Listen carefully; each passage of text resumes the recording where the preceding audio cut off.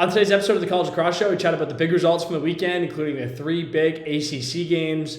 Lots of good topics. We chat about the struggles to clear the ball that almost everyone's had. Have a chat about releasable versus non-releasable penalties, and lots of other good stuff. FAFO, Sicko, and then we seed our top 8 teams in the NCAA tournament, who we think are the 8 best teams in the country, who deserves those top 8 seeds heading into conference tournament weekend. Let's get right into it. Episode 13 of the College Lacrosse.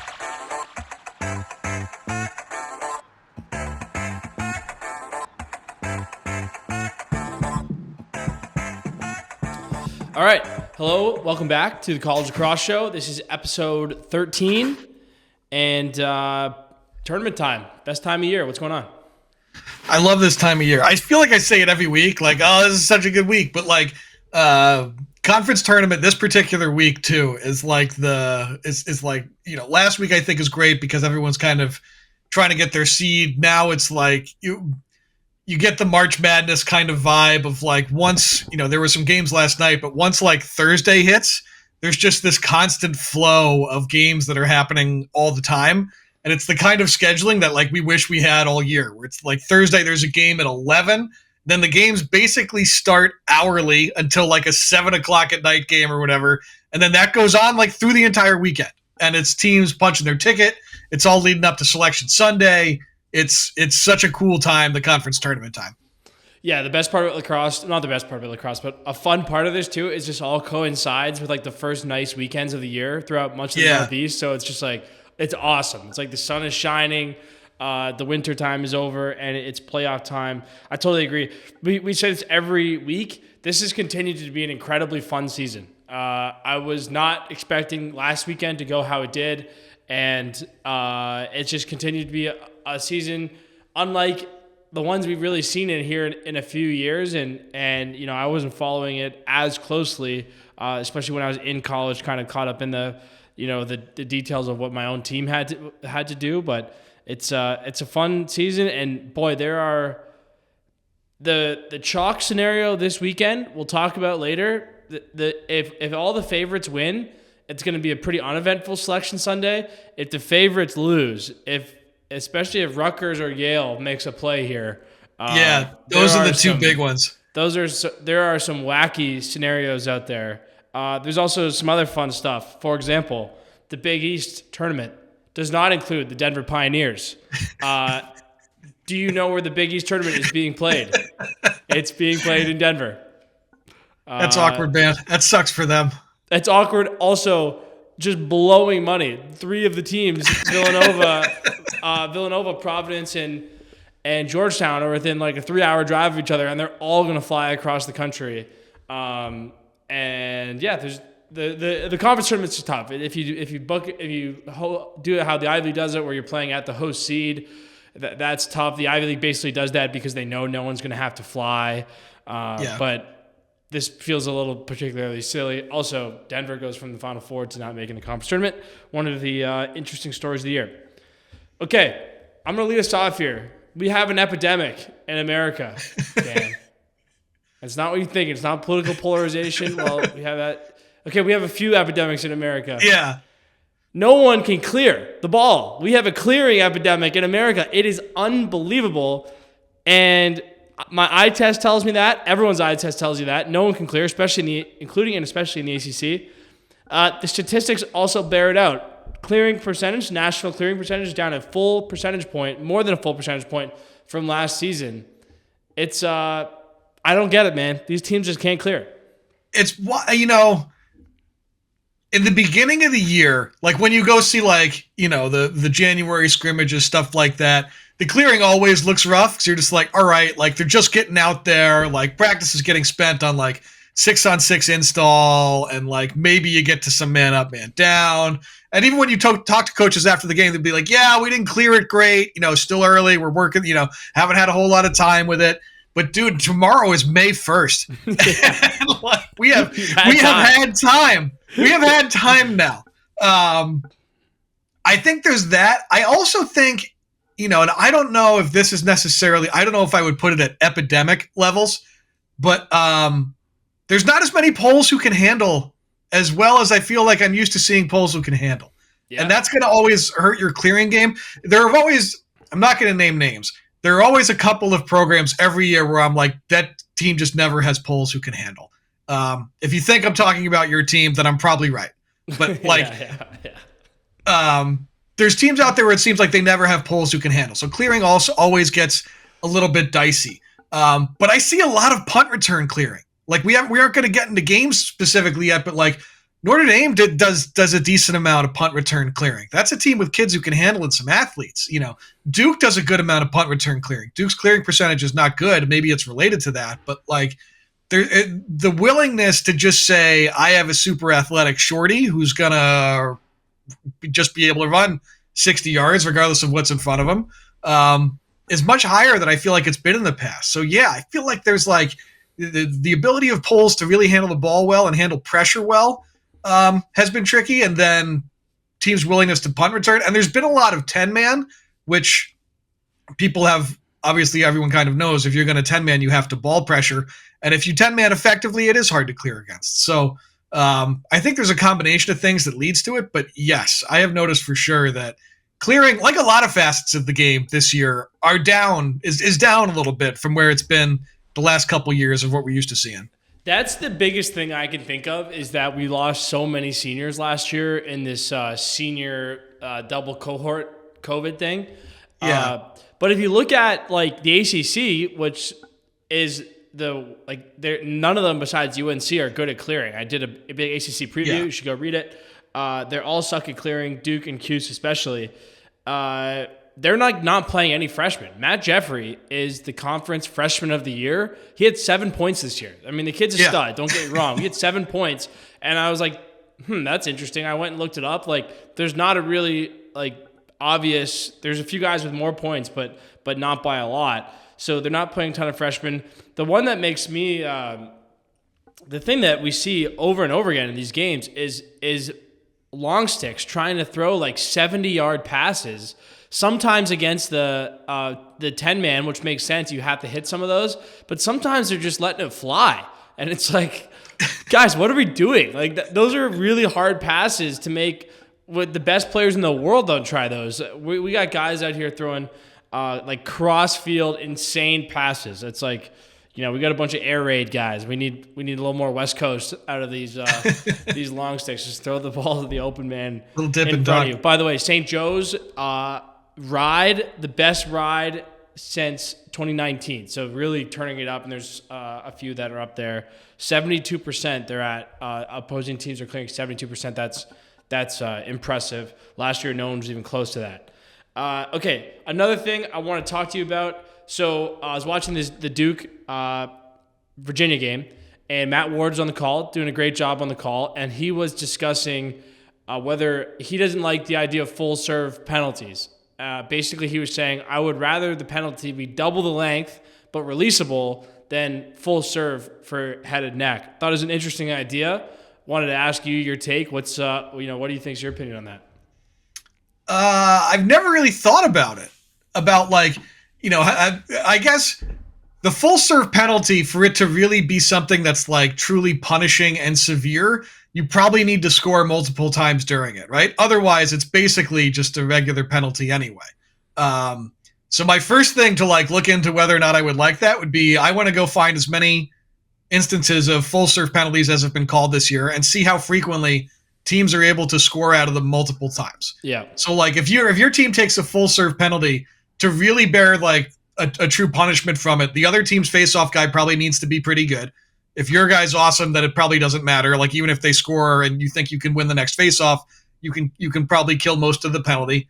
And if it's something like a 2-minute locked in where it's longer than the shot clock, that becomes interesting too. So there's a lot. The things I would most be curious about investigating for that are the lengths of the penalties, and if they're longer than the length of the shot clock. So you maybe not even truly getting a full 2 minutes out of it. If you use all 80 in your man up and then the other team gets it and they just kill the other 40, then you really only had an 80-second man up, not a true 2 minutes. And then I would want to know, how frequently does somebody get scored on multiple times if they give up a full-time penalty? Because if it never happens, that it's the real benefit that you would try and extract from having the other team locked in once you score and staying that way is eliminated. If nobody ever does it, then nobody's ever really getting the benefit of the penalty anyway. Yeah, interesting. Something I'd have to think about. I typically I would almost rather see every penalty be full serve. I don't understand in any sport. You commit an infraction, why do you get off the hook? I think that's an interesting idea. Also, the Professional Women's Hockey League, PWHL, they adopted a jailbreak rule. So if you score shorthanded, the penalty is out. That's fun. I love that. That is pretty rad. That's like cool. That. Yeah, that's forward thinking. By the way, we're in my Dallas Wings shirt. Paige Becker's first overall pick, former employee. UConn? I know you're a big UConn guy. Okay, a quick word because I think we're pretty much the authority on this issue. Am I proud to say we're the authority? Not really. I had higher. I didn't expect me to be arguing about this on Twitter, but the ACC has 19 guys on their first team all ACC. It's fucking stupid. I was getting ready to sell this so hard later in the show too. It's so stupid. Just make your conference team a conference team. Like the Big Ten I think was the first conference to put their team out. So I couched it with I'm not just picking on the Big Ten because they're not the only conference that does it. They all do it this way. A lot of conferences do it this way. The MAC doesn't, some others don't. But the Big Ten does and the ACC does. Whereas the Big Tens I think had their only midfielder on the team was Matt Traynor, who's not a midfielder. Not a midfielder. That's a classic, by the way. As a college middies, if any of you are watching this, that is a long-standing gripe. I would be pissed if I was an actual midfielder. Ben Johnson's on there too, actually. Oh, you're talking about the Big Ten. I'm talking about the Big Ten. I'm talking about the Big Tens. But as I kind of tried to take them to task about it, I can't remember who you are that said it to me. I would name you if I could. But somebody was like, the way they do this actually makes it harder to be all Big Ten than all American. And I was like, if that's not good. If there's no better indication that your process is in need of revision, then it's harder to be all Big Ten than all American. That shouldn't happen. That shouldn't be possible.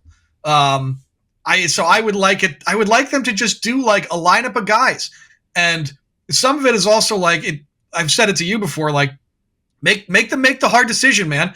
There's 3 goalies on that first team all Big Ten team. 1 goalie plays in a lacrosse game. Get out there and pick one. I know it's hard. That conference is loaded. Statistically, I think Frackion's the 4th best goalie in the Big Ten. That's how good that conference goalie is. The conference position is there with goalies. Pick one. Yeah, make it hard on yourselves and pick one. And when you look back through the history books, you'll say, holy shit, Jack Frackion, a superstar goalie, was not on any of the first team Big Tens.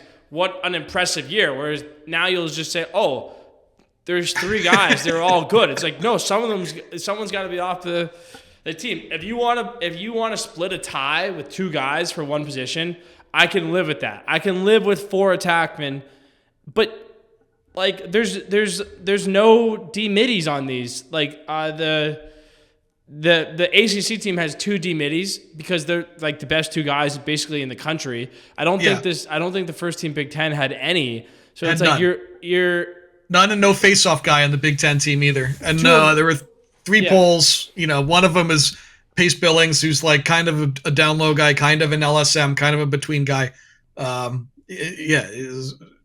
You can't play lacrosse with that as your lineup. Yeah. Okay. Totally agree. Also, I want to get into one more thing on the kind of trends we're talking about the clears. Matt Ward, again, I really enjoyed listening to him on the call. It's clear that he's got a great knowledge of that UVA team, and I haven't watched them a ton this year.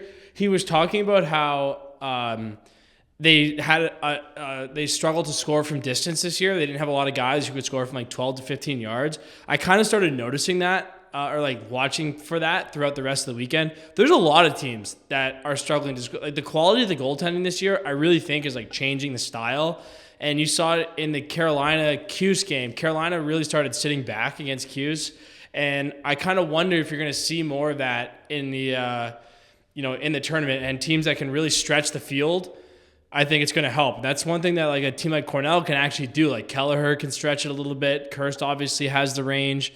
And then it's just something interesting to watch, I think, is that's a lot of people don't appreciate is can you really score from out there? And do you have the confidence to keep shooting from out there if it's not going in? Something you see all the time in the NBA playoffs as well. Okay, let's jump let's start, I think, probably the biggest game of the weekend, Carolina, Syracuse. Cuse came a little bit unglued in this game. I think that was probably fairly clear, not too controversial. And they failed 7 clears. That's really where the problem started. Yeah, with Q's, I made a good amount of notes for both teams in this. I guess on the Q's side of things, the two things that I think I would quickly touch on are one of them is this was a good game to go watch if you usually are just a read the box score person and you might not necessarily understand what happened, because honestly, for parts of the individual stat, the box score for this game doesn't look bad for Q's, right? Yeah. Like 5 points for Sammy English with 5 ground balls. Leo and Thompson, 2 goals each. Spallina, 5 assists. Hiltz, 4 points. Like, usually if you're Q's, you see all those boxes getting checked, you're probably feeling good about the result. And when you see the final score line, you're probably like, well, we were in it. But man, like, Q's lost it in this game in a way that was kind of kind of sad to watch, I guess. Like, in a 5-minute span at the end of the third quarter and the start of the fourth, they took 2.5 minutes worth of penalties. You had the really bad hit by Spallina. Not bad in the sense that it was like violent or dirty, but bad in the sense that it was like obviously late on a goalie. Yeah. Like, there's no way the flag's not coming down on that. A lot of arguing with refs, a lot of like complaining, and they took themselves out of that game. They really did. I don't think North Carolina had anything to do with it. I think it was Q's just doing it to themselves. And I think you got to give them credit a little bit for rallying at the end. They score the 4 goals in the last 2 minutes. But I start looking at those Q's huddles, and I'm looking for the guy who's going to grab somebody by the jersey and just be like, look, man, like, lock the fuck in. Enough of this. Clean it up. Get your head back to where it needs to be. And like, let's get ourselves over the finish line here. And as I looked up and down kind of like the roster, I was like, who's the guy that's going to do that there? I don't know. I don't know who that guy is right now. So watching the way they kind of came unglued in that game, and certainly look, if that happens, if that's like the mental kind of way you play, like it is not good for your long-term prospects and postseason play, and certainly in the NCAA tournament. Like, there's too many teams who will just do what Carolina did and say thank you and score a bunch of goals while you do that to yourself.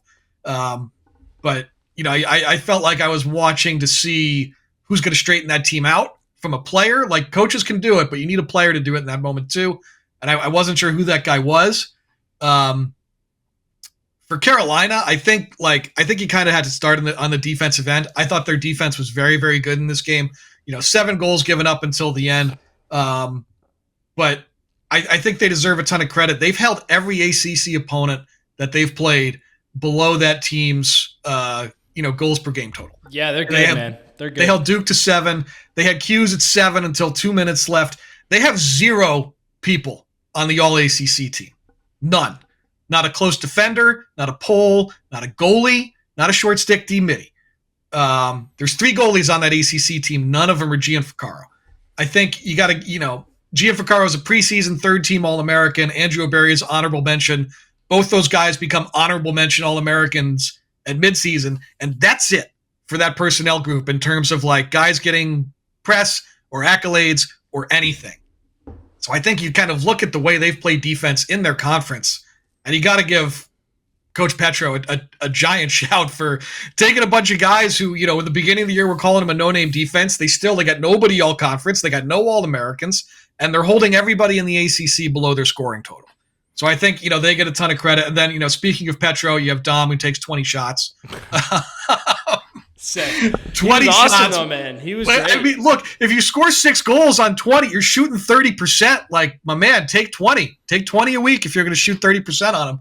And I think to his credit, he did not just park himself on like the lefty wing and wait for feeds and wait to rip it. Like, he was on the move. He scored off the dodge at times. He had some nice, really like kind of swing throughs as a cutter from the backside when the ball was over with Duffy. Of his 20, 8 of them were on goal, which like that's not probably a great percentage. But look, man, if you put 8 on goal and 6 go in, like 75% is real good. on the season, he's at 66% of his shots on goal finding the back of the net. Like if he puts it on net, you're in trouble. So I will continue to plug my own work here. Duffy and Petro have still taken over 41% of Carolina's shots this year. In the national champions of the last 20 years, 2 have had that happen and actually been successful in winning a title. Denver in 15 with Wes Berg and Connor Cannizzaro, and then Loyola in 2012 with Eric Lusby and Mike Sawyer. It's more often that the team that wins the title has their top 2 shooters take under 30% of the team shots. It's happened 6 times, than over 40 like Carolina's doing now. So I still have questions like, can you win that way? I don't know. The year Denver won it was a year where it was wide open. They were a 4 seed. They've been a 6 seed in the title game. Anybody could have done it that year. And this is another year where it's like, hey, man, I think anybody can do it. So you have that. And then that Denver team also shot great up and down the lineup, which Carolina does not. But Loyola did it with those 2 guys, and they were a 1 seed, but they had a weird road to the final. Like they played a 1-goal game against Canisius in the first round. They played a 1-goal game, I think, in the second round too. They beat an unseeded Maryland team in the final. It was like a weird 2012 tournament too. So like, I still wonder, can Carolina win with those 2 guys doing everything? It's tough, but look, if Dom's going to show 6 for 20 every time out, like you're never going to tell him to take those shots. Yeah. The interesting thing is like, I was thinking the same thing about the shots on goal. It doesn't really hurt them because I don't think they lost any of his shots on a backup. Like right. And the funny thing is, it sounds like he put 2 into the concourse. Like he's yanking them so hard. That's another guy. We joked with Sam English early in this, the history of this show about Luke Roa's stick. Like I guarantee you, I could not play lacrosse with Dom Petro's stick. But everything he does changes levels. If it's low, it's going low to high, and if it's high, it's yanking it down to the feet. And I agree with you. He did a lot more than just shoot too. I had in my notes like Cuse kept letting him get to his left hand. Like you have to sell out, absolutely sell out to take away his left hand. And I thought they got caught a few times, and he doesn't need a lot of room. And I loved in particular, they did one that was like a 5-on-5. They were kind of waiting to sub. They set a pick for him, let him come around it. That's one of those, it's like, oh, is he a dodger? He's your shooter. Well, you kind of get into these in-between things where it's not really a dodge. He's just coming off a pick and slinging it. But you got to treat him like Steph Curry. You got to be ready. To switch on picks to him. You got to do everything you can to not let him get away to his left hand. Most good tournament teams are going to have D middies that can at least somewhat try to hang with him. So I'm surprised that teams are still letting him get to his left hand and trying to get through picks and stuff like that. Just you have to sell out. To the point about Cuse. Just a few things. I always like to look back. I take notes by hand. A few notes that I had written down. Terrible Cuse possession in the hang-up. Holy mistakes. Petro, wow. And then, what is Cuse doing? Question mark. McCool giving it to his team, and they deserve it. And one of my biggest pet peeves in the sport of lacrosse is when goalies rip on their defenders. I hate it. My brother's a goaltender. He might have sometimes did it, but it was a very clear thing not to do it, and they deserved it. They just got a little off kilter there. On the season, Syracuse has taken 20 more penalties than their opponents. They've had something like 57 man down attempts. Maryland, for example, has had like 17. It just has to stop. They can't keep fouling these teams, and it didn't really impact them in this game. I think Carolina went 1 for 3 on the man up, and they held Duke to 0 for 3, so their man up unit is actually pretty good. But Cornell went 5 for 5 in that game, and the difference in the game was 5 goals. Like they have to stay out of the box, and I think we said that about them. Honestly, I think it was either Vermont or Towson. It was one of their first 2 or 3 games of the year where we had said, look, man, like they won these games, but look, they're in the box a ton. And when this team, if they're going to get undone against somebody good, it's because they just can't stay out of the box. They commit some of these fouls are just awful too. Like you're going to live with a couple fouls a game, but like, again, I'm not trying to rip on Joey Spallina here because I love him and he's a great player, but like fouling the other team's goalie and getting a minute penalty fucking 90 yards from your own goal, like And it's just going to Giancarlo kill ducked you. into it. Like, no kidding, he ducked into it. He's a goalie. Like, you know what you're doing. And they, yeah, it's tough. That one that really kind of flipped the game when they had the no call on the ground ball play, and then UNC scores. Then they get the penalty. Was it a bad call? I think it was probably a push, but it was close enough. It wasn't that bad, and the Cuse guy held his stick. So, did Cuse get the raw deal on that one? Yeah, I think so. But I think I just don't know if that was a great sequence there for the Orange. I also think that they should put Anderson back to attack and have Finn coming in through the midfield, just to give them more juice in the midfield. They've actually played the second line a lot in this game. We've been talking about that a lot. So, look, the problem for Cuse is rarely the offense. They had a few turnovers early, but they're scoring, I think, in the end, 12 on a as we've talked about, a very good defense. So, we'll see.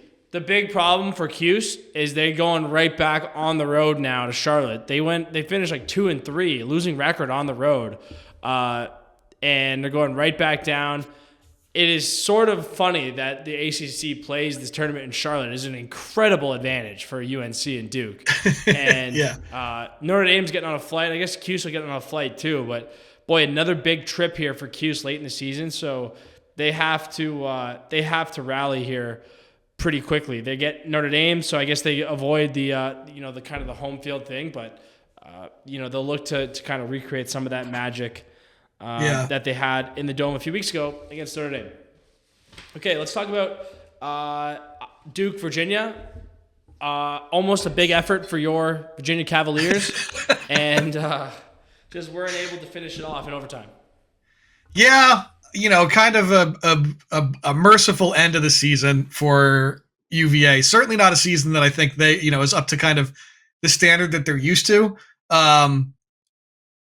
I was as I was watching this game back and kind of making my own notes, I was like, I'm sitting down and looking for this. I was like, I need UVA shot out of a cannon to start this game.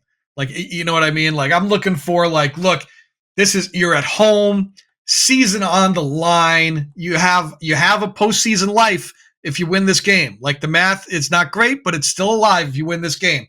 It's a what are you made of kind of game. And I feel like if you're a kind of player who goes to UVA, if you're that level of competitor, coming out in that game and it's one where you would expect them to be absolutely hair on fire out of the gate, and instead they're down 3-0 in a minute 50. And I was like, just tough to watch kind of the game get started that way for them. Second half of that, it was definitely better. They go on a nice run in the second half to get themselves in front. But I thought the way they started the game, basically conceding 3 quick goals, was I wasn't ready to throw in the towel for them at that point, but it was not great. There's the sequence in overtime where Duke wins the game, where I look at that and Ben Ware's in the middle of the field, ground ball battle. UVA is kind of coming up with it after a stop. It's kind of this weird, unsettled, clear. Ware's got it near midfield and has to kind of lob a weird pass towards an attackman, an uncomfortable pass that, it ends up, he's getting absolutely demolished by Duke players as he's doing this. It ends up going the other way. Duke wins kind of a turnover, and then, Ben Johnson hits the game winner. And I'm like, that looks like UVA season to me a little bit. Here's UVA star with the ball getting absolutely worked over. Who's helping him? Who's the support here? Who's the supporting cast? Who's working hard out there to make this guy's situation better? And I know UVA had issues this year before the season really even got going. Kyle Colsey has missed the whole year. He was one of the top recruits in the country. They had their injuries and all that. But what I saw from UVA at the end of the year is basically the same thing I saw or I had questions about at the start of the year.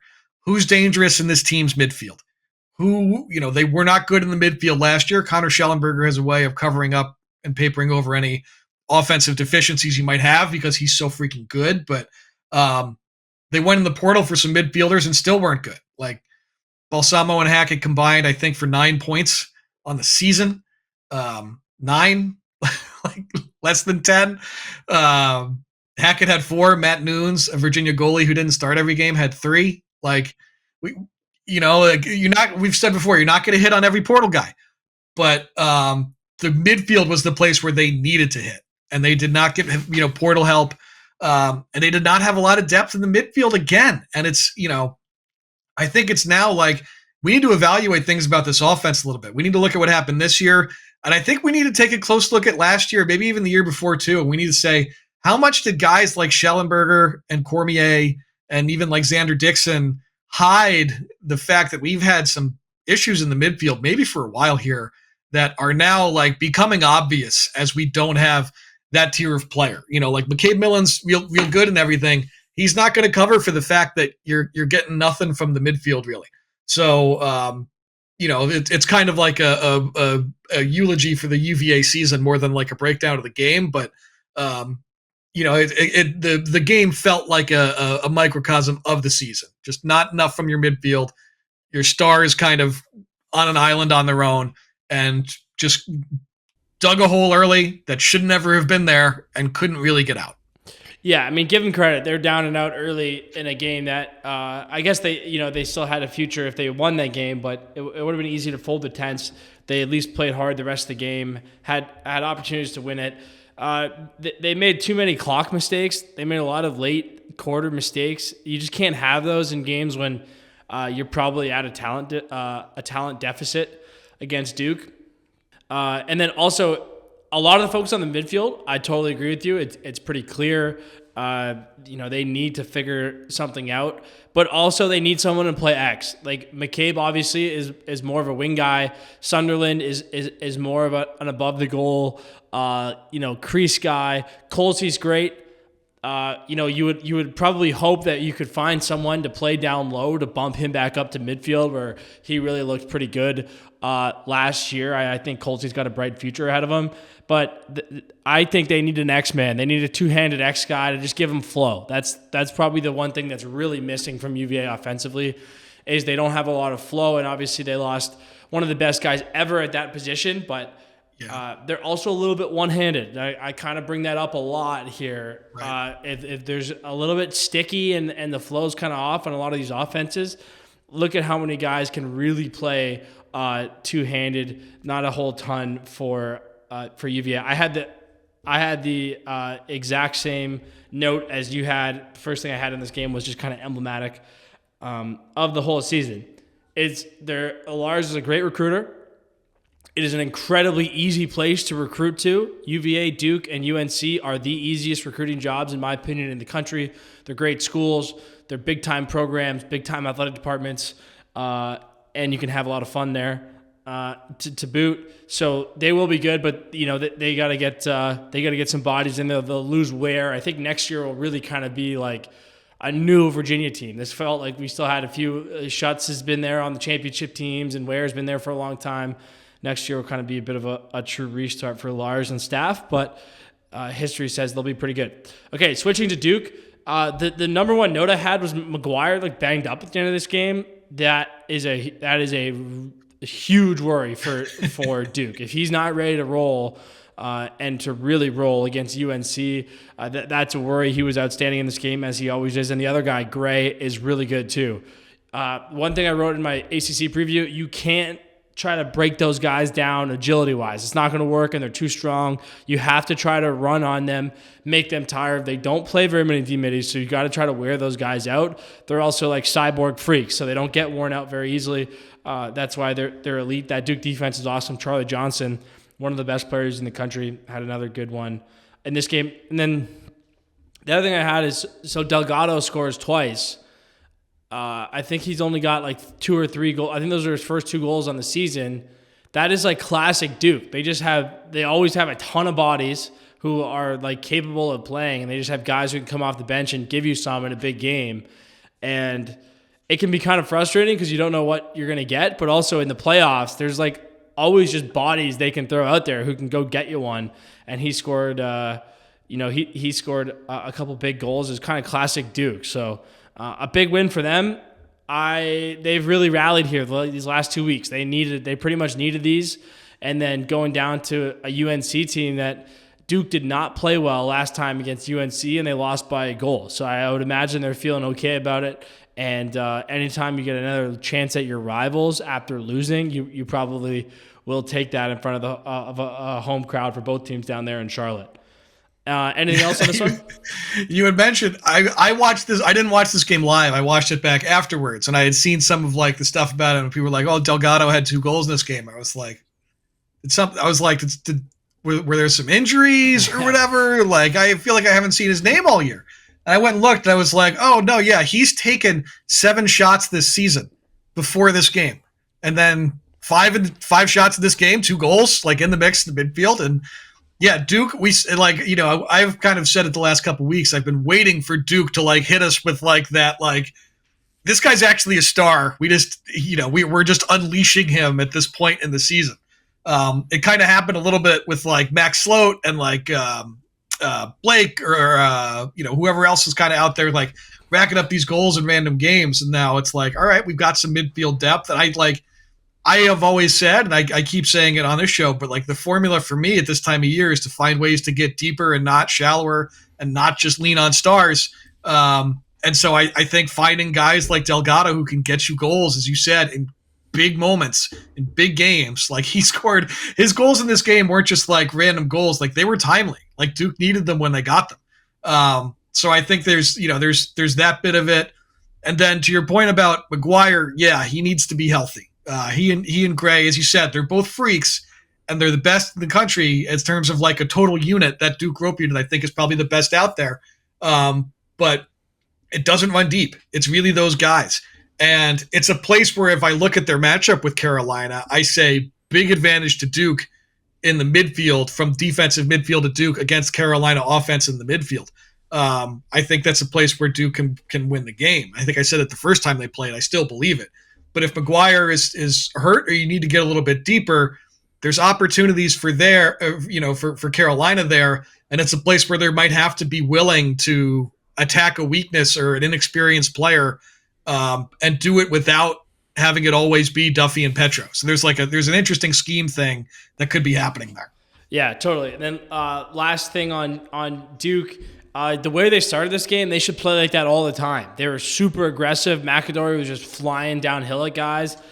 They should do that all the time. They really slowed down in the second half, as they have a tendency to do. I don't know why they do that. And then Kirshis, I thought, was good. I think he's going to be important here in the ACC tournament. Gives them a little bit of juice. Scored a big goal off the end line. Another nice one on a cut. And Duke's not.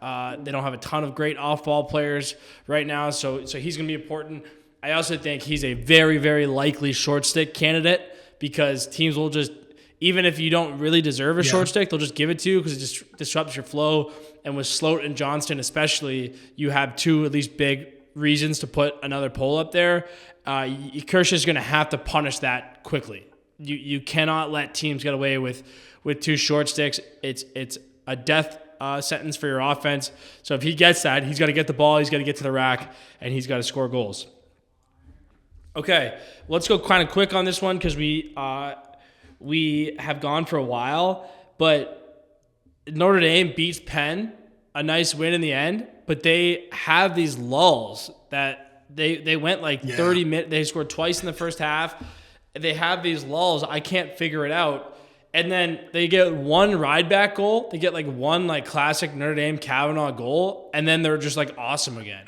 It's like hilarious. They just like a ride back goal just like pops them out of their spell, and they're like, okay, yeah, we're the Notre Dame Irish. We're the 2-time defending champs. Like, fuck you. I made that note as after the first half ended, Kavanaugh scores that goal. I think that was the ride back goal where he gets it. He ends up with a shorty on him that he just dusts and buries it. And I made like the note as I was going. I was like, nobody in the country sparks their team like Chris Kavanaugh can spark Notre Dame. Yeah, like it's insane how much they feed off of that. So when he makes that happen, like the whole building is going nuts over it. Like the crowd is going, the band the broadcasters are like waiting for it. So they're like, oh hell yeah! He hits that. The bench is nuts. The crowd is nuts. The band is going. Penn wins the following faceoff and immediately turns it over. Yeah, which again just throws gas on the fire, and then all of a sudden the snowball is just rolling down the hill. Yeah. So sometimes, like, when Notre Dame gets that, like, then you start seeing the flash of the Notre Dame we've gotten used to from the last couple of years, where it's like, if they can play that way 60 minutes, they're unstoppable. But to your point, they have these lulls where it's like they just don't have the magic, whatever it is. Like, they need something to fire them up. And I think that first half, it was like, what is going on here? Like, there's no way Penn is going to do this. Penn is horrible in the second half. Penn's been bad on offense all year. They're particularly bad on offense in the second half of games. I think they were like top 5 worst scoring offenses in the country in the second half of games. So I wasn't surprised to see them kind of start to struggle a little bit. I think seeing Jeffrey get hurt for Notre Dame right before the half, I think is, you're probably got to deal with, we'll see what kind of health he has and if he's ready to go this week or not. Notre Dame, I have had a million people ask me what's up with the Jeffrey injury. Dude, Notre Dame tells nobody anything about injuries. There's nobody more mum with injury information than Kevin Corrigan. Yeah, they also don't have any information on their website about anything. Nothing at all. Well, the week that Bushenkel and Sean Light didn't play, I think even the broadcast, they didn't even tell Kark what was going on. You know what I mean? And he's like getting ready to call the game. He can't even give you an update because they're not even telling him. Like, they tell nobody anything about injuries. So, we'll see what the hit. To me, it was clean and like his helmet came off, but it looked to me like it was like one of those in the midsection where you immediately wonder like ribs or bruising of like area around your lungs, stuff like that. So we'll kind of see. I know he left the game in a neck brace, but it did, like, the way he got hit to me looked like all like ribs, midsection stuff.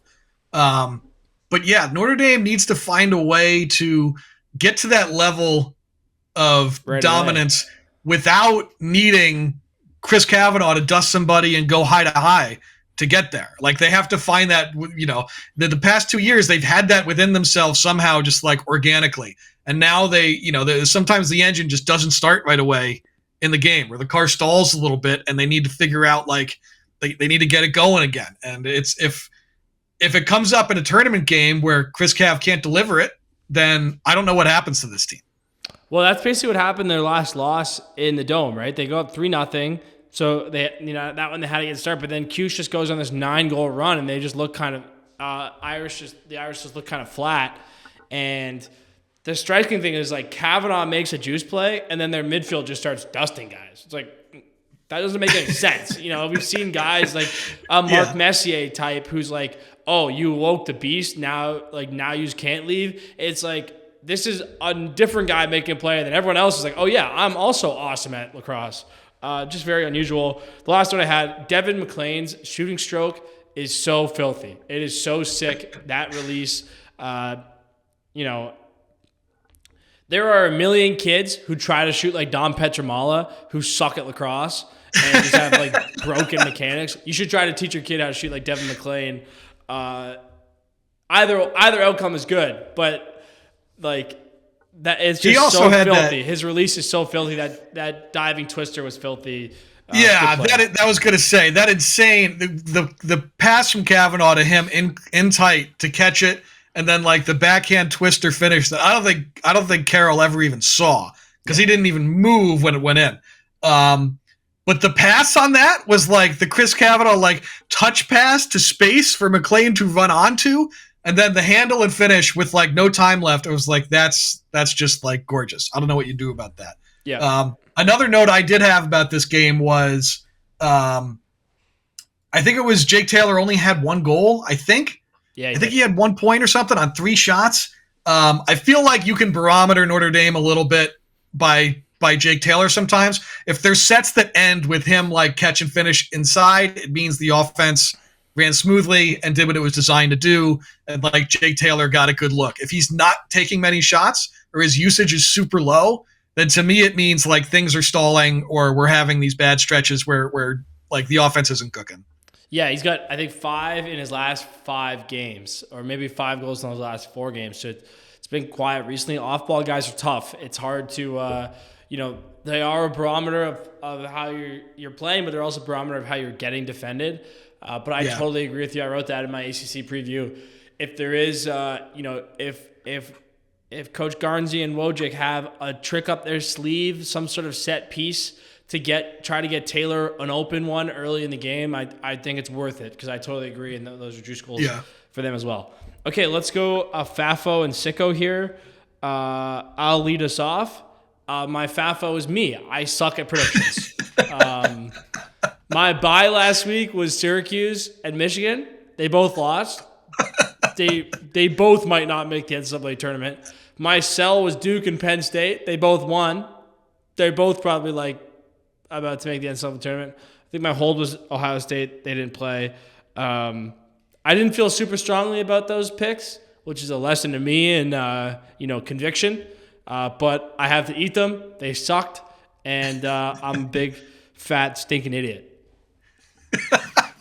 I was thinking about that. I said it during the Syracuse game. I said it on social. I was like, man, my Syracuse sell order feels pretty good right about now. It was right as Q's was melting down. I was like, I'm so happy I sold on this team. We kind of just covered it, but I gave a FAFO to Penn for being up 6-2 at halftime against Notre Dame and maybe not keeping the pedal down to where it should be. The other FAFO, and it feels bad to do it, but Hobart, I think you kind of have to get one. Can you explain this to me? I missed this story on the weekend, and explain to our viewers too. In the A10, the way the results ended, Richmond is the 1 seed. High Point lost to St. Bonaventure, so High Point should just get one, a quick one for you, High Point, anyway. Don't think you're getting off scot-free. They were stuck in at the 2 seed, and they couldn't move, but, you lost to St. Bonaventure. What are you doing, High Point? You found out in a big way against I love you, Coach Murrins, against Coach Murrins and St. Bonaventure. But High Point, you deserve one too. But after that, so since St. Joe's lost, and then Hobart beat UMass, those 3 teams are all 2-3, and you got to start doing the tiebreakers and going through all the tiebreaker stuff. And you end up with those 3. The way it worked out, you had to go through a couple of different things before you actually broke the tie, and it had to do with goals you had scored against the other teams that you were tied with, basically. And so the teams that got into the A10 tournament are St. Joe's and UMass, which I wrote in my Sticks In thing, and I got right, but I freaked out because on social, Hobart was like, we're in. And Hobart thought they were in the A10 tournament. They thought this tiebreaker stuff was out of date. I think they even there were kids who were thinking they were in. The team's social account on X was thinking it was in, and they were not in. So I don't know the best way to phrase that in a FAFO method, but you certainly found out by the time that the day was over that you probably should have been more up to date on tiebreaker procedures for the A10 tournament. So I'm sorry, Hobart. You deserve credit for they beat UMass and they put themselves in a spot to be there, but you did not beat UMass or score enough goals to get in, I think. I think the FAFO is if you're going to be wrong, don't be wrong with an Instagram graphic. that gets you on No Context Lacrosse and Cold Takes Exposed. Yeah. I think it's funny because I told you last week if you're into page 7 of the MAC rule book, you should go grab a beer. That apparently is what the Hobart people did. And I meant fans, not the actual team. If you're the actual team, you got to figure it out. Okay, good one.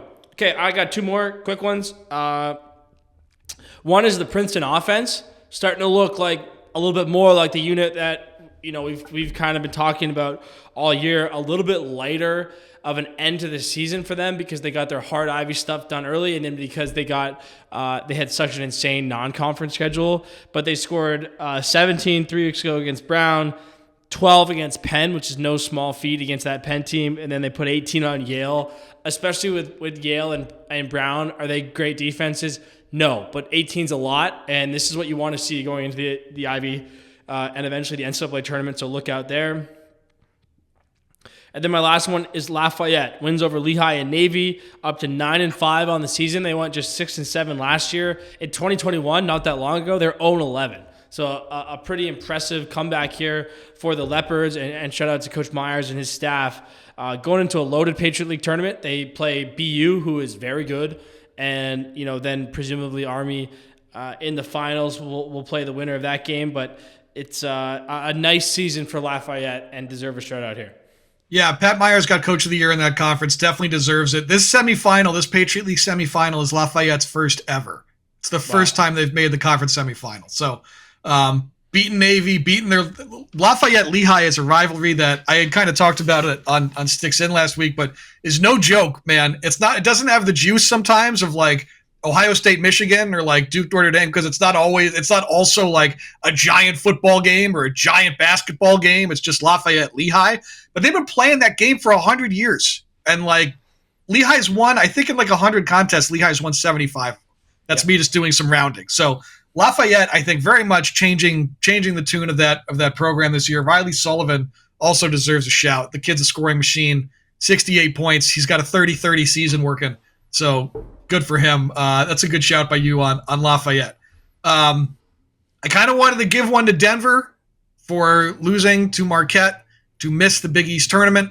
But really, I think I kind of want to flip it and just give it to Marquette because Marquette is a good team. I know we kind of maligned them early in the year because they did not start great. They started kind of going like loss, win. They opened the year getting their doors blown off by Michigan, right? Like 14-1 in their opener was ugly. We were like, oh, it could be a tough year for Marquette. But like they rattled off a bunch of wins. They kind of, Big East went kind of rough in terms of wins, losses, but double OT with Georgetown, right? Like OT, I think, or 1-goal game with Villanova. And then they beat up Denver. Like I had said it last week, there's 5 teams that can win the Big East, 4 teams make the tournament, but Marquette is a team that can win the Big East. They have to go through Georgetown now to do it, but like Bobby O'Grady is a really good player who's basically rewrote the record book there. Shout out to Jake Richard in his first year there as the head coach. He's doing a great job there with his alma mater. He's got Mason Woodward on the staff there, another Marquette alum who's committed to that program. So I feel like Marquette deserves a FAFO for if everybody was sleeping on them maybe early in the year, thinking it would be rough. They have absolutely flipped the script for sure. Yep. Amen. Good for them. Okay, that's a good segue. My Sicko game of the week is the Big East tournament. The whole thing sucks. The whole thing. And then I wrote hilarious that they're playing in Denver because that is hilarious. It is hilarious. Everybody has to go to Denver to play against a team that's not, or to play, a host school that's not participating. Right.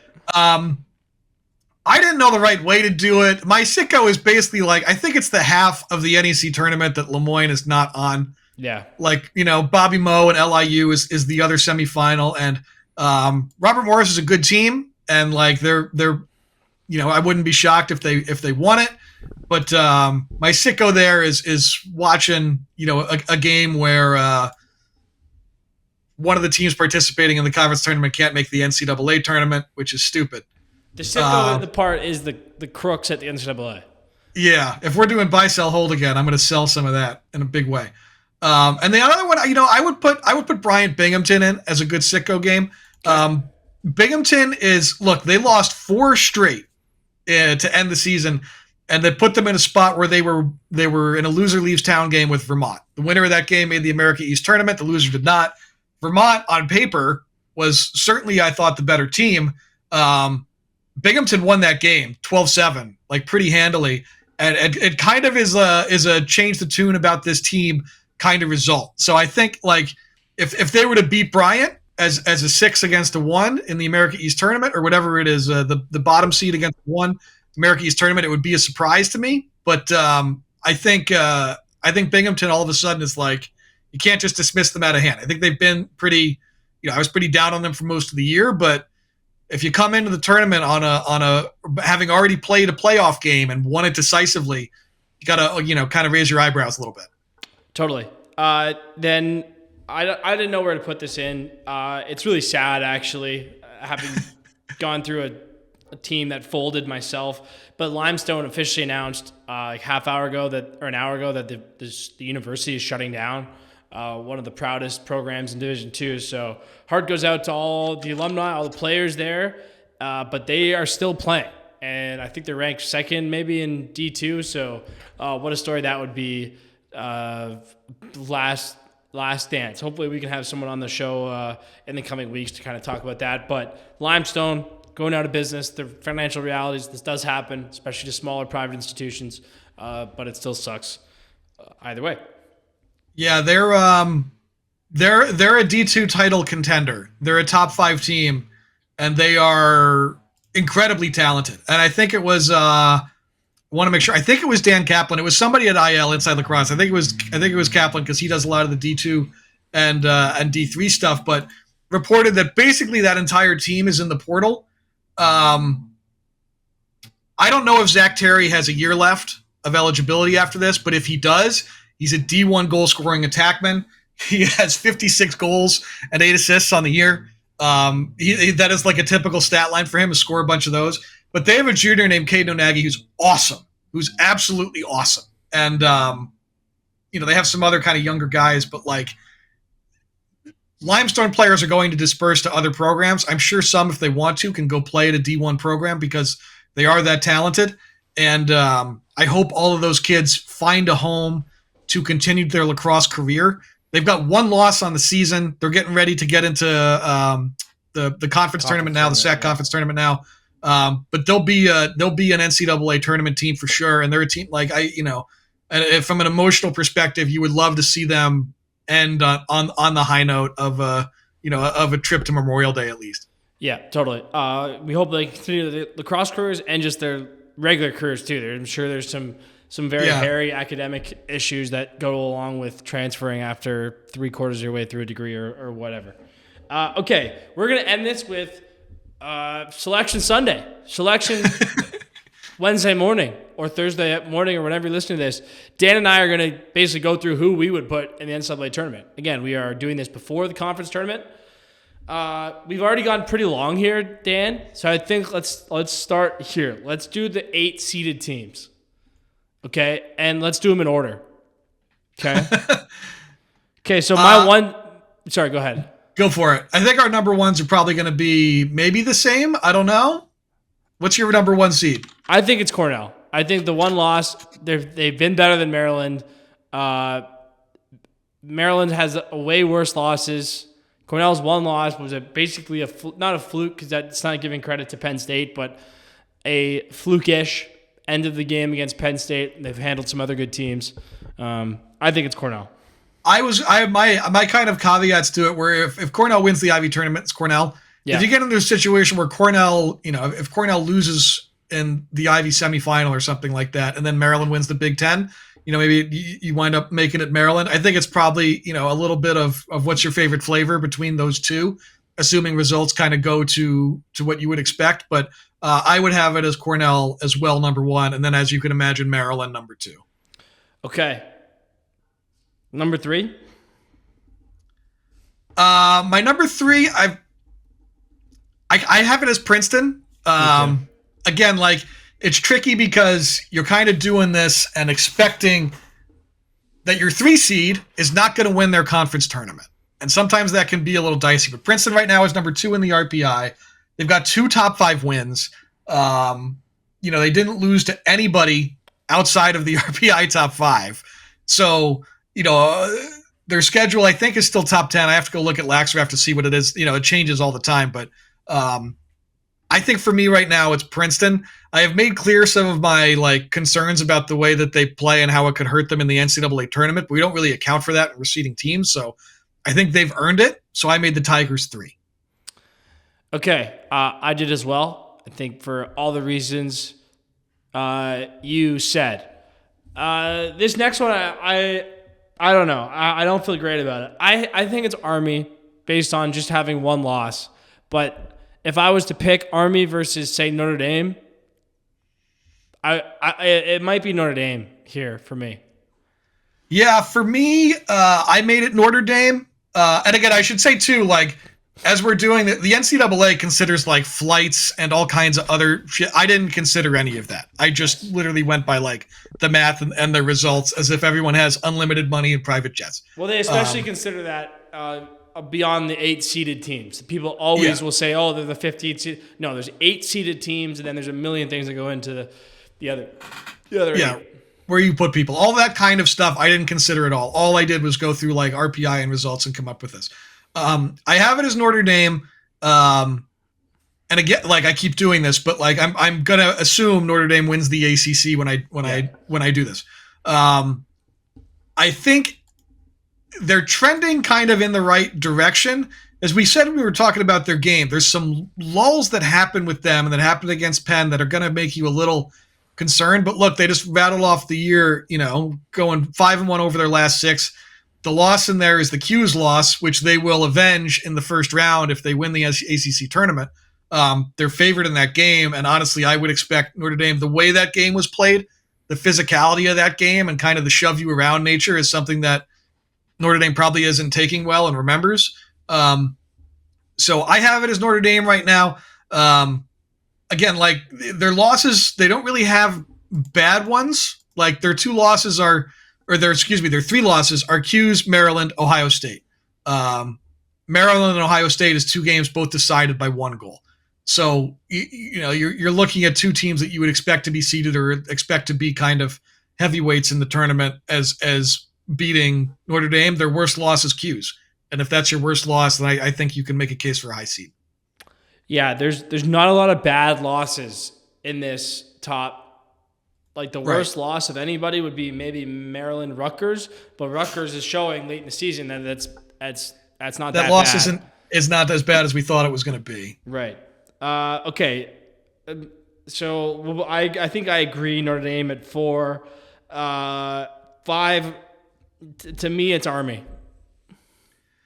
Yeah, Army has to win I think Army has to win the conference tournament.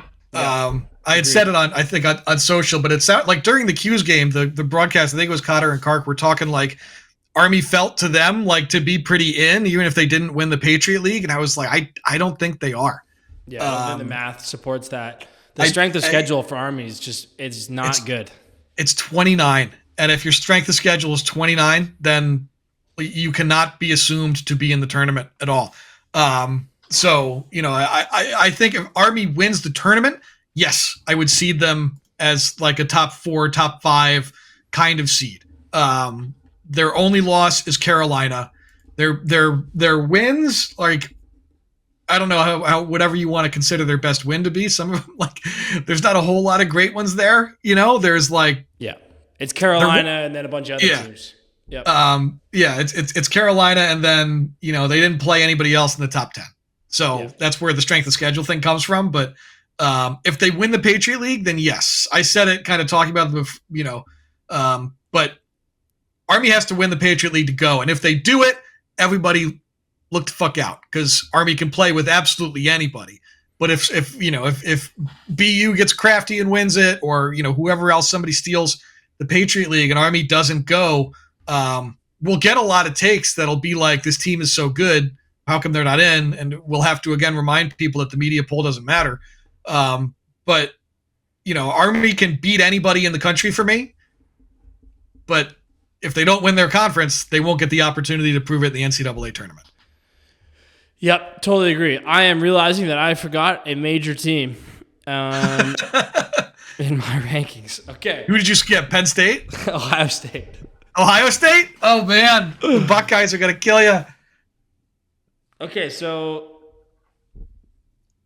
no, I think Ohio State's got to be 5, right? If you want to put Ohio State ahead of Army, that makes sense to me. I think it makes sense. I just made you a case. I would seed Army pretty high if they win. If they win out here, because some of this is me eye testing it, but I think they can beat everybody. Literally everybody, I think they can beat. So I think it makes sense to seed them that high. Ohio State's RPI is 8. Like their strength of schedule isn't great. They have the worst loss of anybody that we would presume is going, right? True. They've got the Utah loss, which is just like absolutely horrific.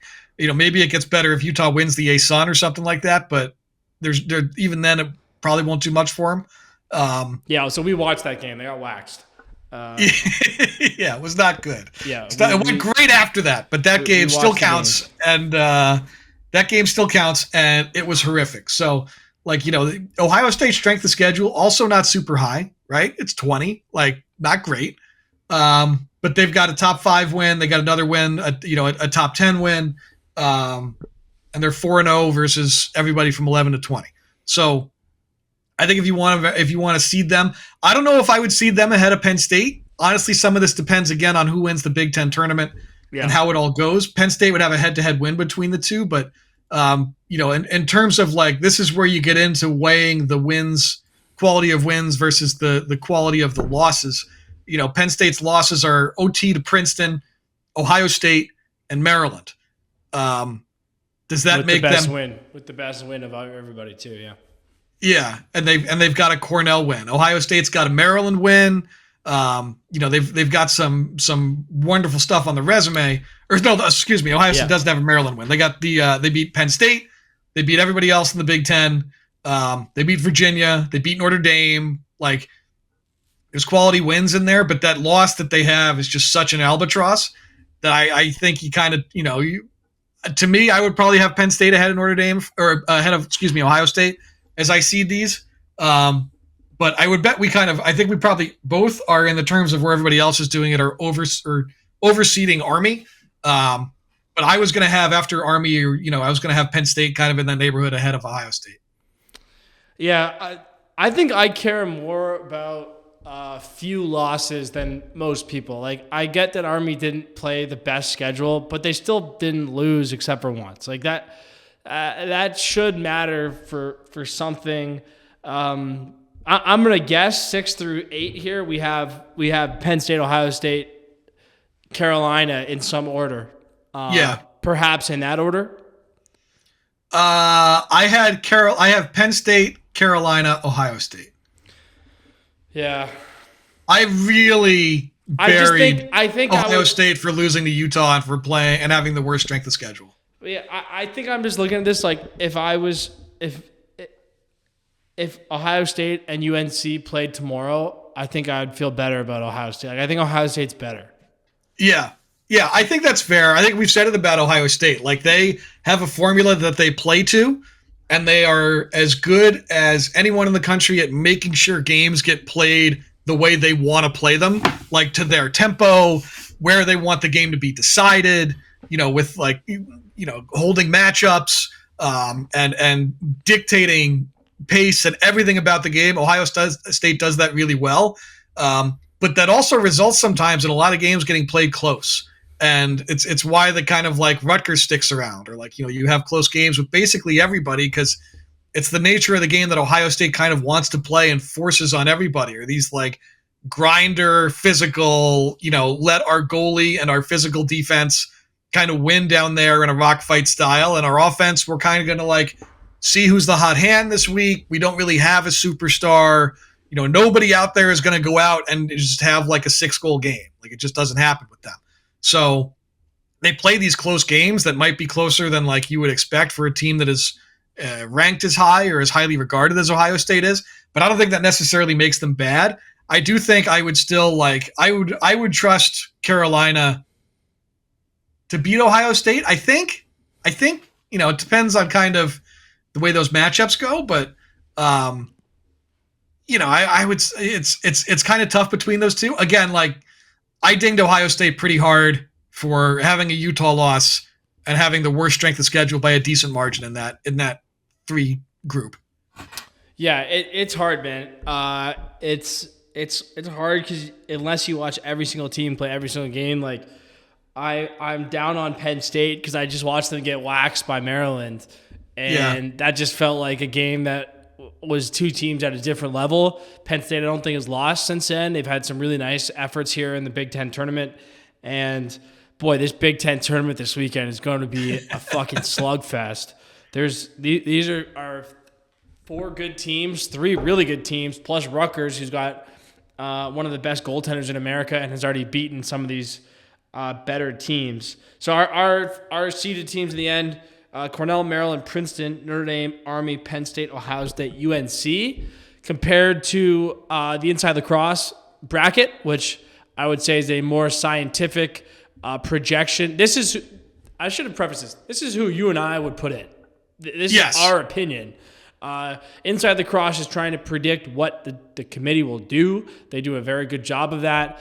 In their bracket, Harvard was seeded 8th. They were the 8th seed. Army was unseeded. Duke unseeded. Syracuse unseeded. So Army was really the big difference. And we had Notre Dame at 4. They have Notre Dame at 6. We had Penn State, Ohio State at 6 and 7. They had them at 4-5. Those are really the big differences. And then another top line difference, they have Maryland at 1, Cornell at 2. Yeah. I'm also seeing that the Maryland bracket, if Maryland was the 1 seed, would put them playing in Annapolis in the second round. The Cornell bracket would put them playing at Hempstead. Both teams would take that. I think probably there's a large part of the Cornell fan base that wants to be the 1 seed. But both fan bases, I think, would rather go. Cornell people would definitely rather go to Long Island, and the Maryland people would obviously rather go to Annapolis. So that could be part of it there. I think we've gone on a little long here, and the backside of the bracket gets a little murky. There's a bunch of things that go into it. But the long story short is, if you're a Duke fan, if you're a Cuse fan, you're also a Maryland fan, a Cornell fan, an Ohio State fan this weekend. Yeah, you hate Rutgers and you hate Yale. Those are the two teams, I think, and I think Terry mentioned it in the most recent bracketology, but those are the two teams that really gum up the works, because you would expect, you would expect one of Maryland, Ohio State, Penn State to win the Big Ten, and the other two to be teams that you would expect to get in. If Rutgers wins the Big Ten, then you're looking at like a 4-bid Big Ten and maybe a crazy bubble. If Yale wins the Ivy, you're looking at maybe a 4-bid Ivy, or like Harvard, all of a sudden has a tougher road to get in, and the bubble gets a little crazier. So those are the two tournaments to me, and to everybody else too, that you would expect really dictate the level of insanity that comes through on Sunday. Yeah, if Army loses, they're likely out. If Richmond loses, they're likely out. And then the Big East will obviously be a 1-bidder no matter what shakes out there. And then all the other ones are just going to be AQs as well. It's interesting for Cuse, especially because they had this loss to Harvard. So you're saying, if you're a Cuse fan, maybe we'll cheer for Princeton this weekend because that puts Harvard closer to the bubble, but that also makes your Harvard loss worse. So there's all sorts of conflicting incentives here throughout the tournament. I am going to the Ivy League tournament. I will be there. I will probably be enjoying a cold beverage or two before the game, and I can't wait. Going with a lot of my best buddies and my brother. So looking forward to it. Where are you going? I will be watching a lot of the conference tournament games at home. Okay. I will try and head over to Darien High School, because New Canaan and Darien play here in Connecticut. It's one of the best rivalries in Connecticut for sports in general. They're the Thanksgiving morning football game. It's the really, really big one down here. So, and both those teams are really, really good. So I will go see hopefully some of that, and then catch up on as much lacrosse as I can from all the different tournaments going on. Cheering for Lemoyne to win the NEC. Yeah, go Dolphins. And then get stuck at home. Yeah. Fuck those guys, man.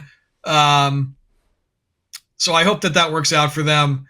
And then, for some of these guys that are kind of wrapping up their seasons or whatever, but like, I was going to say it as like a thing that I was buying this year, if I ended up getting to buy sell, but like the freshman class in lacrosse this year, for as few as we mentioned, like sometimes really play, is really good. Like Matt Jeffrey's really good.